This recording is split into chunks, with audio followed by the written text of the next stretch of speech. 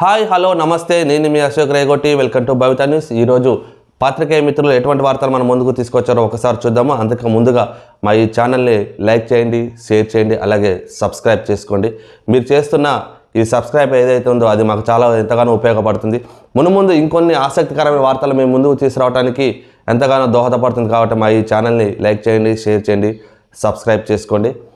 అలాగే ఈరోజు దిశ దినపత్రికలో చూసుకుంటే ఉద్యోగాలు ఇస్తాం, అభివృద్ధి చేస్తాం, ఇందిరమ్మ రాజ్యంలోనే యువ వికాసం, యువతకు ఉద్యోగాలు ఇచ్చే పూచి నాది, ఎకరంలో 1 కోటి పండిస్తానన్న కేసీఆర్ ఇంట్లో పన్నాడు, ఆ బ్రహ్మరహస్యం రైతుకు ఎందుకు చెప్పడం లేదు, కాళేశ్వరం లేకుండా రికార్డ్ స్థాయిలో వరి దిగుబడి, కులగణనలో కేసీఆర్, కేటీఆర్, హరీష్ రావు ఎందుకు పాల్గొన్నారు, బీసీలకు వాటా ఇవ్వడం వారికి ఇష్టం లేదా, అలాంటి వారిని సామాజిక బహిష్కరణ చేయాలి, గుజరాత్లో మోడీ ఎన్ని ఉద్యోగాలు ఇచ్చారు, చర్చకు కిషన్ రెడ్డి, బండి సంజయ్ సిద్ధమా, పెద్దపల్లిలో యువ వికాసం సభలో సీఎం రేవంత్ రెడ్డి వ్యాఖ్యలు అయితే చేయడం జరిగింది. అలాగే గుజరాత్లో మోడీ ఎన్ని ఉద్యోగాలు ఇచ్చారు, ఇప్పటివరకు యువతకి ఏ విధంగా సహాయపడ్డారు, యువతకి ఏ విధంగా ఉపాధి కల్పించారు, అదే మరి మేము అధికారంలోకి వచ్చిన అతి తక్కువ సమయంలో సంవత్సరంలోనే మేము ఉద్యోగాలు ఇవ్వడం కూడా జరిగింది.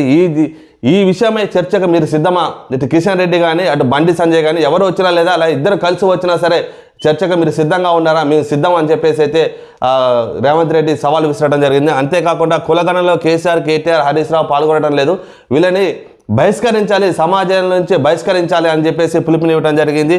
అంతేకాకుండా కాళేశ్వరం లేకుండా రికార్డ్ స్థాయిలో వరి ధాన్యాన్ని పండించడం జరిగింది రాష్ట్రంలో. అంతేకాకుండా రాష్ట్రంలో ఇతర రాష్ట్రాలతోటి తెలంగాణ పోటీ పడుతుంది, అంతేకాకుండా ప్రపంచంతోనే తెలంగాణ పోటీ పడుతుంది అని చెప్పేసి అయితే సీఎం రేవంత్ రెడ్డి చెప్పడం జరిగింది. అభివృద్ధిలో తెలంగాణ రాష్ట్రం ఇతర స్టేట్స్తో కాకుండా ప్రపంచంతోనే పోటీ పడుతుందని ముఖ్యమంత్రి రేవంత్ రెడ్డి అన్నారు. ఇందిరమ్మ రాజ్యంలోనే యువ వికాసానికి బాటలు వేస్తామని, యువతకు ఉద్యోగాలు ఇచ్చి ఆదుకునే బాధ్యత స్వయంగా తానే తీసుకుంటానని చెప్పడం జరిగింది. ఈ యొక్క రాష్ట్రంలోనే యువతకు మాత్రం ఎటువంటి మీరు కంగారు పడద్దు, ఆందోళన చెందొద్దు, మీకు ఉద్యోగాలు ఇచ్చే బాధ్యత, మీకు ఏదైతే ఉద్యోగాలు లేదని ఇబ్బంది పడుతున్నారో, మీ కుటుంబాలు ఇబ్బంది పడుతున్నాయో మీరు అలాంటి ఇబ్బంది పడకండి. ఖచ్చితంగా మీకు ఉద్యోగాలు ఇచ్చే బాధ్యత నాది, స్వయంగా నేనే తీసుకుంటున్నాను, దాని గురించి నేనే పర్యవేక్షిస్తాను అని చెప్పేసి సీఎం రేవంత్ రెడ్డి అయితే చెప్పడం జరుగుతుంది. సీఎం రేవంత్ బుధవారం డిప్యూటీ సీఎం బట్టి విక్రమార్క, మంత్రులు శ్రీధరబాబు, ఉత్తమ్ కుమార్ రెడ్డి, పొంగులేటి శ్రీనివాసరెడ్డి, తుమ్మల నాగేశ్వరరావుతో కలిసి పెద్దపల్లిలో పర్యటించారు. ఈ సందర్భంగా యువ వికాసం పేరుతో నిర్వహించిన సభలో మాట్లాడుతూ గత సంవత్సరం ప్రజలు ఇచ్చిన విలక్షణమైన తీర్పుతో తెలంగాణలో ప్రజాప్రభుత్వం ఏర్పడింది అని చెప్పేసి అయితే చెప్పడం జరిగింది. కేసీఆర్ ఆ బ్రహ్మాస్త్రం రహస్యం చెప్పు, ఎకరాల్లో 1 కోటి విలువైన పంట పండిస్తున్నా అన్న కేసీఆర్ ఇప్పుడు ఇంట్లో పడుకున్నారని, ఆ 1 కోటి రూపాయల బ్రహ్మ రాశి ఏంటి, ఇప్పటికైనా మాకు చెప్పొచ్చు కదా, ఇప్పటికైనా రాష్ట్ర ప్రజలకు చెప్పొచ్చు కదా అని చెప్పేసి అయితే కేసీఆర్ని ఉద్దేశించి సీఎం రేవంత్ రెడ్డి చెప్పడం జరిగింది. ఇంకా 9న తెలంగాణ తల్లి విగ్రహావిష్కరణ, హాజరు కానున్న సీఎం. 7 నుంచి 9 వరకు ప్రజాపాలన ముగింపు విజయోత్సవాలు 3 రోజుల పాటు సాంస్కృతిక కార్యక్రమాలు, డ్రోన్ షోలు, క్రాకర్ షోలతో ఏర్పాటు, హాజరు కానున్న 1,00,000 మంది, ఏర్పాటు పర్యవేక్షణ ప్రత్యేక కంట్రోల్ రూమ్, ఉన్నత స్థాయి సమీక్షలో సిఎస్ శాంతకుమారి అని చెప్పేసి అయితే చెప్పడం జరిగింది. 9న తెలంగాణ తల్లి విగ్రహాన్ని ఏర్పాటు చేస్తామని చెప్పేసి చెప్పడం జరుగుతుంది. మరి తెలంగాణ తల్లి విగ్రహాన్ని ఏర్పాటు చేయడంలో కూడా చాలా వరకు ప్రతిపక్షాలు ఏదైతే ఉన్నాయో బీఆర్ఎస్ పార్టీలో ఉన్న కేటీఆర్ కానీ హరీష్ రావు కానీ ఈ తెలంగాణ తల్లి విగ్రహం గురించి చెప్తున్నారు. ఆ తెలంగాణ తల్లి విగ్రహం ఏదైతే ఉందో ఆ విగ్రహానికి ఆ రూపులో ఏదైతే ఉందో దాన్ని మార్పు చేర్పులు చేశారు అని చెప్పేసి వాళ్ళు చెప్తున్నారు. సో అది ఏం జరిగింది, ఎటువంటి మార్పులు చేశారు అనేది మాత్రం ముందు తేలాల్సి ఉంది. అది ఏదైతే ఈ నెల 9వ తారీఖునైతే తెలంగాణ తల్లి విగ్రహ ఆవిష్కరణ జరుగుతుంది, అప్పుడు మాత్రం అందరికీ తెలిసే అవకాశం అయితే ఉంది. ఎటువంటి మార్పులు చేశారు ఆ విగ్రహంలో, తెలంగాణ తల్లికి రూపురేఖలు ఎటువంటి మార్పులు చేశారు అనేది మనకి తర్వాత తెలియాల్సి ఉంది. సో ఇంకా రాజకీయ కక్షతోనే నాపై కేసు పెట్టారని చెప్పేసి హరీష్ రావు చెప్పడం జరుగుతుంది. తనపై ఫోన్ ట్యాపరింగ్ కేసు అయితే నమోదు చేయడం జరిగింది. సో ఆ కేసు మాత్రం ఆ ఫోన్ ట్యాపరింగ్కి నాకు ఎటువంటి సంబంధం లేదు, కావాలని నా పైన రాజకీయ కక్షతోటి మాత్రమే ఈ కేసు నా పైన పెట్టారు, ఇప్పుడున్న ప్రభుత్వాలు పెట్టించాయని చెప్పేసి హరీష్ రావు చెప్పడం జరుగుతుంది. తనపై పెట్టిన కేసును కొట్టివేయాలని ఆదేశించండి, అరెస్ట్ చేయకుండా ఆర్డర్లు ఇవ్వండి. మాజీ మంత్రి MLA Harish Rao phone tapering case హైకోర్టులో క్వాష్ పిటిషన్, నాపై పెట్టిన కేసును కొట్టేయండి, దయచేసి నన్ను అరెస్ట్ చేయొద్దు, అరెస్ట్ చేయకుండా చూడాలి అని చెప్పేసి అయితే హరీష్ రావు అయితే చెప్పడం జరుగుతుంది. మరి ఈ ఫోన్ ట్యాపరింగ్కి నాకు ఎటువంటి సంబంధం లేదని కూడా ఒక పక్క హరీష్ రావు చెప్తున్నారు. సరే ఏం జరుగుతుంది అనేది ముందు అయితే తెలుస్తుంది. నా ఫోన్ ట్యాప్ చేశారు, సీఎం ఇంటెలిజెన్స్ ఐజీఐ ఈ పని చేస్తున్నారు. బంజారా హిల్స్ పిఎస్లో ఎమ్మెల్యే కౌశిక్ రెడ్డి ఫిర్యాదు చేయడం జరిగింది. ఈ ఎమ్మెల్యే కౌశిక్ రెడ్డి ఫిర్యాదు చేయడానికి వచ్చాడు. బట్ కాకపోతే ఆయన మీద కూడా ఇంకో కేసు అయితే మళ్ళీ కేసు నమోదు చేయడం జరిగింది. ఎందుకంటే తనపై నా ఫోన్ ట్యాపింగ్ చేశారని చెప్పేసి అతను ఏదైతే పోలీస్ స్టేషన్లో ఫిర్యాదు చేయడానికి వచ్చాడో వచ్చిన ఆ క్రమంలో సిఐ తన విధుల అంటే తన పని మీద బయటికి వెళ్తున్న క్రమంలో కౌశిక్ రెడ్డి అదే టైంలో పోలీస్ స్టేషన్కి వెళ్ళటం, ఆ సిఐ మీద నేను వచ్చిన టైంలో మీరు నన్ను పట్టించుకోకుండా వెళ్ళిపోతున్నారని చెప్పేసి సిఐతో వాగ్విధానికి దిగాడు.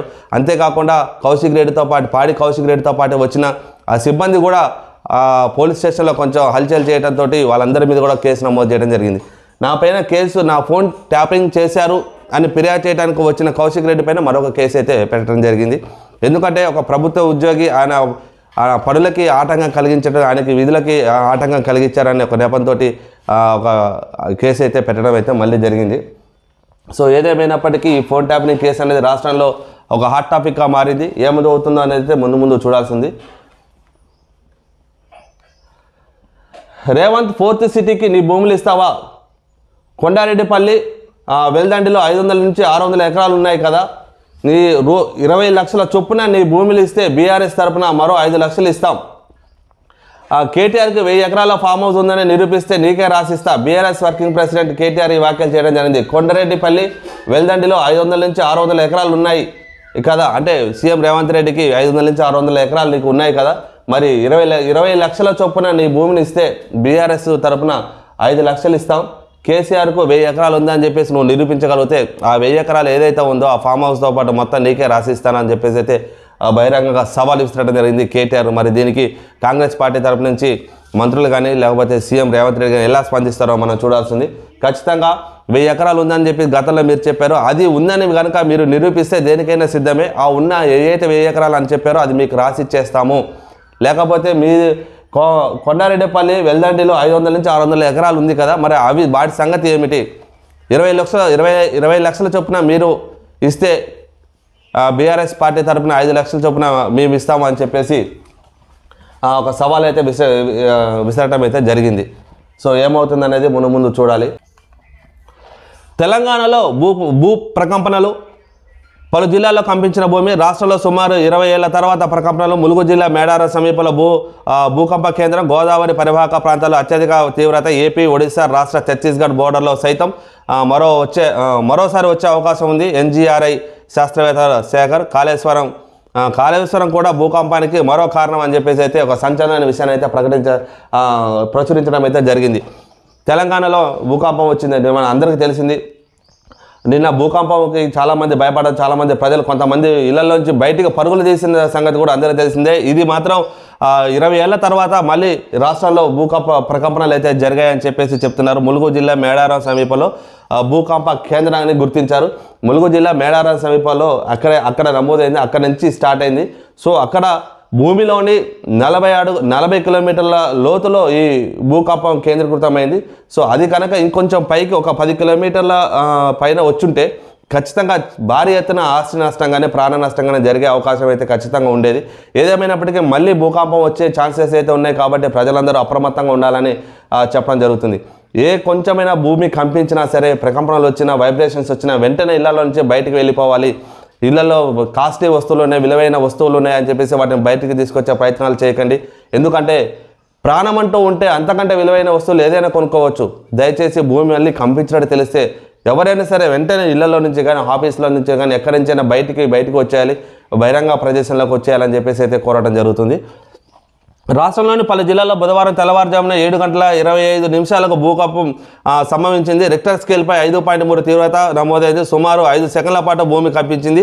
ఇళ్లలోకి సామాగ్రి కింద పడటంతో ప్రజలు భయాందోళనకు గురయ్యారు. కొన్ని చోట్ల జనం బయటకు పరుగులు తీశారు. ములుగు జిల్లా తాడ్వాయి మండలం ఐలాపూర్ అటవీ ప్రాంతాల్లో మేడారం సమీపంలో భూకంప కేంద్రాన్ని గుర్తించినట్లు నేషనల్ సెంటర్ ఫర్ సిస్మాలజీ ప్రకటించింది. భూమికి 40 కిలోమీటర్ల లోతులో ప్రకంపనలు నమోదయ్యాయని, ఒకవేళ 10 కిలోమీటర్ల లోతులో వచ్చి ఉంటే ప్రభావం విపరీతంగా ఉండేదని పేర్కొన్నారు. సుమారు 20 ఏళ్ల తర్వాత తెలంగాణలో భూకంపం వచ్చిందని అధికారులు పేర్కొన్నారు. రానున్న రోజుల్లో మరోసారి వచ్చే అవకాశం ఉందని ఐజీఆర్ఐ శాస్త్రవేత్తలు వెల్లడించారు. సో అంతేకాకుండా కాళేశ్వరం కూడా భూకంపం రావడానికి ఒక కారణం అని అయితే చెప్తున్నారు. ఎందుకంటే కాళేశ్వరం కట్టే సమయంలో చాలా లోతులో నుంచి కాళేశ్వరం కట్టుకుంటూ వచ్చారు. సో దానికోసం ఆ బండరాలు ఏదైతే ఉన్నాయో వాటిని పగలగొట్టడం కోసం కొన్ని విస్ఫోటనాలు వాడటం జరిగింది. దాన్ని కూడా ఒకందుకు కారణమే అని చెప్పేసి అయితే చెప్తున్నారు. ఏదేమైనా కాళేశ్వరం భూకంపానికి మరో కారణం. సరే ఇది ఎలా కారణమైంది ఎందుకు అనేది అయితే శాస్త్రవేత్తలు పూర్తిగా ఇంకా ముందు చెప్పే ఛాన్సెస్ అయితే ఉన్నది. రిక్టర్ స్కేల్ పైన 5.3గా నమోదైంది. సో భూమికి 40 అడుగుల లోతులో వచ్చింది కాబట్టి ఈ రీతిలో ఉంటే ఇంకా కొంచెం పైకి శాస్త్రవేత్తలు చెప్పినట్టుగా 10 కిలోమీటర్ల లోతులో వచ్చుంటే పరిస్థితి చాలా దారుణంగా ఉండేది అని చెప్పేసి అయితే వాళ్ళు చెప్పడం జరుగుతుంది. సో ఏదేమైనప్పటికీ ప్రజలందరూ కూడా అప్రమత్తంగా ఉండాల్సిన అవసరం చాలా ఉంది. మళ్ళీ వచ్చే ఛాన్సెస్ ఉంది కాబట్టి కొంచెం జాగ్రత్తగా ఉండాలి.